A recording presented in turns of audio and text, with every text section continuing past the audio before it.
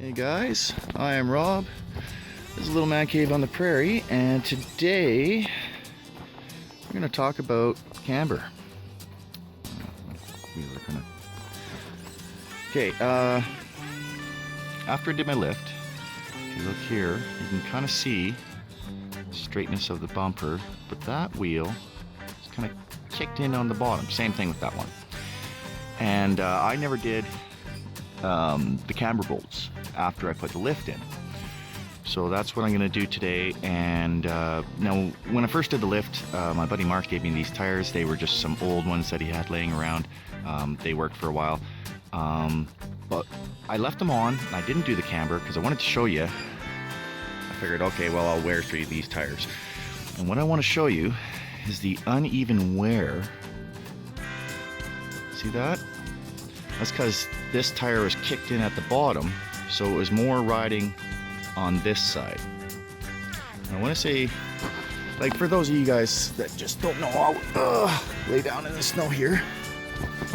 Okay, stock ride, this is your A-arm, right?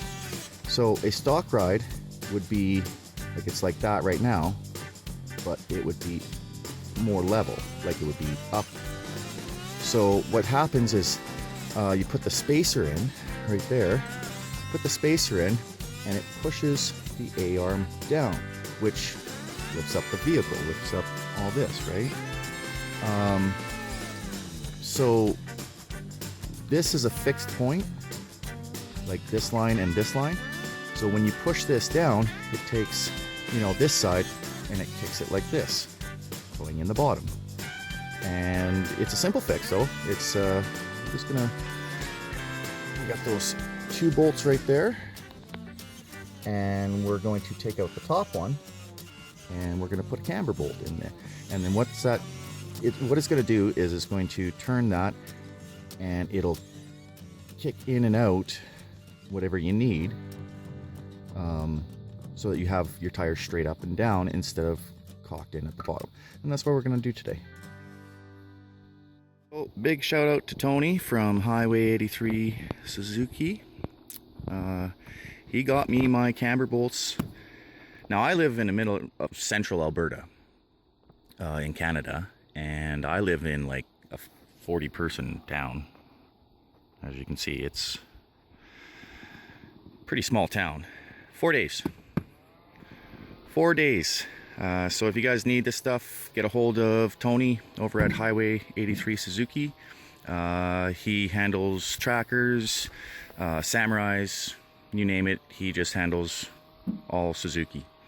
And it's, you know, when you got a guy like that that can get you parts ASAP, that's pretty handy. So big shout out to Tony for that one. Okay, so I have a gravel driveway. And it's not the flattest. It's actually kind of made so that water runs off it, so it's quite the angle. And so I figured I'd run it out to the front of the house, where I can get a nice level base, instead of, like, if you park with this one on top of something, you know, it's just gonna, you know, lift one or the other with the independent. So figured I'd get it out on the road, and then it's a lot easier to tell when I'm straight up and down. Okay, so after we get jacked up, tire off, what we're going to do is we're going to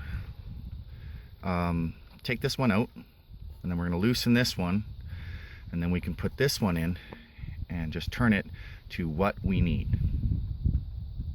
So here you go, guys. This is what comes in the package. Came in the box. It's just two little bolts, and it's more or less what goes on here is this lobe right here is you're going to turn that, and it's either going to push away or let it come in. This tab goes in the hole with it, and then this one faces the engine. So, and then you just turn it, and as it turns, it'll either push the top in or out. So it's pretty basic setup, right? Okay, so there we have it. As you can see, if I turn this, it moves